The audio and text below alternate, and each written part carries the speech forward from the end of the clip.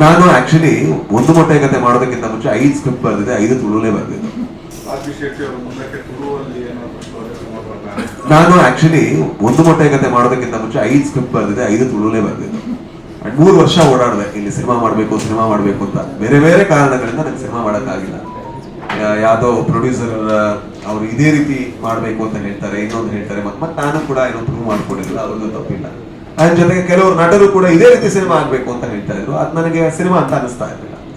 ಹಾಗಾಗಿ ಇದನ್ನ ಪ್ರೂವ್ ಮಾಡೋದಕ್ಕೋಲ್ಲ ಹೇಳೋದಕ್ಕೋಲ್ಲ ಏನೂ ಅಲ್ಲ. ಆ ಟೈಮಲ್ಲಿ ನಾನು ಆಕ್ಚುಲಿ ಎಲ್ಲ ಬಿಟ್ಟು ನಾನು ಶಾರ್ಟ್ ಫಿಲ್ಮ್ ಮಾಡಬೇಕು ಅಂತ ಬಂದಿದ್ದು, ಅದು ಸಿನಿಮಾ ಆಯಿತು. ಅದು ಕನ್ನಡ ಸಿನಿಮಾ ಒಂದು ಮುಟ್ಟೆ ಆಗತ್ತೆ.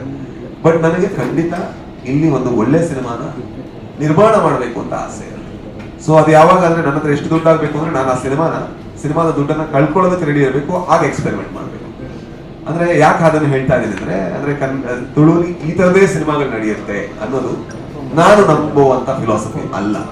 ಹಾಗಾಗಿ ಅದನ್ನ ಬೇರೆಯವ್ರ ಹತ್ರ ಯಾರ ಹತ್ರ ಎಕ್ಸ್ಪ್ಲೋರೇಷನ್ ಮಾಡಿಸೋದಕ್ಕಿಂತ ನಾನೇ ಒಂದ್ ದಿವಸ ನನ್ನ ಹತ್ರ ಅಷ್ಟು ದುಡ್ಡಾದ್ರೆ, ಕಳ್ಕೊಳ್ಳೋ ಅಷ್ಟು ದುಡ್ಡಾದ್ರೆ ಖಂಡಿತ ನಾನು ನಿರ್ಮಾಣ ಮಾಡಿ ಅಂದ್ರೆ ಯಾಕಂದ್ರೆ ಇಲ್ಲಿ ಬದಲಾಗಬೇಕು ಅಂತ ನಂಗೆ ಬಹಳ ಆಸೆ ಇದೆ. ಇಲ್ಲಿ ತುಂಬಾ ಸಣ್ಣ ಇಂಡಸ್ಟ್ರಿ ಆದ ಕಾರಣ ಇದನ್ನ ಬೆಳೆಸಬಹುದು, ಆದ್ರೆ ಒಂದೇ ರೀತಿಯ ಏಕತಾನತೆಯಿಂದ ಅದಾಗುತ್ತೆ ಅಂತ ನನಗೆ ಅನ್ಸುತ್ತೆ.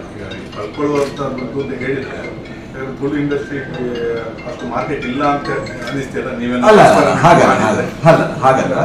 ಈಗ ತುಳು ಇಂಡಸ್ಟ್ರಿಗೆ ದುಡ್ಡು ಆಗ್ಬೇಕಂದ್ರೆ ಈ ತರದ್ದೇ ಸಿನಿಮಾ ಮಾಡ್ಬೇಕು ಅಂತಿದೆ, ಕರೆಕ್ಟ್ ಅಲ್ವಾ? ಅಂದ್ರೆ ಅದು ಕಲ್ಪನೆ. ಚೇಂಜಸ್ ಮಾಡಬೇಕು ಅಂತ ಅದೇ ಚೇಂಜ್ ಮಾಡ್ಬೇಕು ಅಂದ್ರೆ ಆ ರಿಸ್ಕ್ ತಗೊಳ್ಳೇಬೇಕು, ಅಲ್ಲಿ ರಿಸ್ಕ್ ಇದೆಯಲ್ವಾ? ಆಗ ಇಲ್ಲ ಇದು ಅಂದ್ರೆ ನಾನು ಇವ್ರ ಹತ್ರ ಈ ರಿಸ್ಕ್ ತಗೊಳ್ಳಲ್ಲ. ಅದೇ ನಾನು ಹೇಳ್ತಿರೋದು.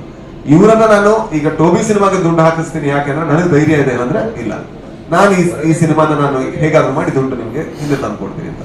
ತುಳು ಸಿನಿಮಾದಲ್ಲಿ ನಾನು ಎಕ್ಸ್ಪೆರಿಮೆಂಟ್ ಮಾಡ್ಬೇಕು ಅನ್ಬೇಕಾದ್ರೆ ನಾನು ಅವ್ರ ದುಡ್ಡು ಹಾಕಿಸ್ಕೊಳ್ಳಲ್ಲ. ಯಾಕಂದ್ರೆ ಫಸ್ಟ್ ಟೈಮ್ ಆಗ್ತಿರೋದು ಅದನ್ನ ನಾನು ನನ್ನ ದುಡ್ಡಲ್ಲಿ ಮಾಡ್ಬೇಕು.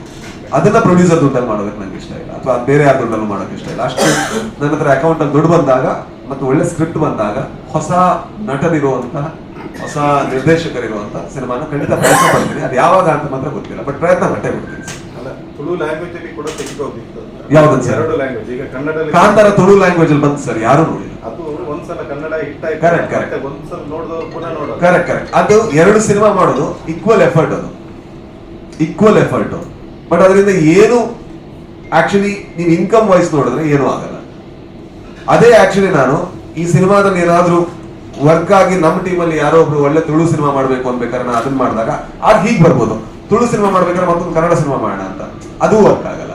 ಐ ಥಿಂಕ್ ಒಂದು ಭಾಷೆಗೆ ಫೋಕಸ್ ಮಾಡಿ ಅದರ ಬೇಸ್ ಏನಿದೆ ಅದಕ್ಕೆ ತುಂಬಾ ವರ್ಕ್ ಮಾಡ್ಬೋದು. ಇಲ್ಲ ನನಗೆ ಅದು ತುಂಬಾ ಡೈಲ್ಯೂಟ್ ಆಗುತ್ತೆ ನನ್ನ ಲೆಕ್ಕ.